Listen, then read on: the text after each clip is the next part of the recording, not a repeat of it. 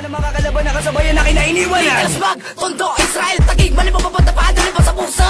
Kumakain na rin ba na baka managtatarin, may para na umata ka pa na kusa. Malamang na diabutan, malamang na kilabutan, kilabutan na abutan na kalaban. Ipipitin na pati sa kamala marananan sa naman sa kulab na kamatayan. Hinasa na dalawa na gumara magabagaling buhay na alaman tayo kagabatan. O tamatay ka na dala, makinara ko nakatakwa sa gatapahan tayo kalawakan. Pan, laban lagi sa dugo. Pan, dumadali sa buko. Pan, laban ni buko. Lalaman na sa panay pag-uukulo. Tumingin ka sa'yo ko pa nakuubos sila makapalibro sa akin nagpapilit. Kahit tatalian mo ka na kadadadadad ko na kayo kalaga gamitan na malapit. Kung ano makatulog, sinis na kapinihigog na gusto makalamang pasa.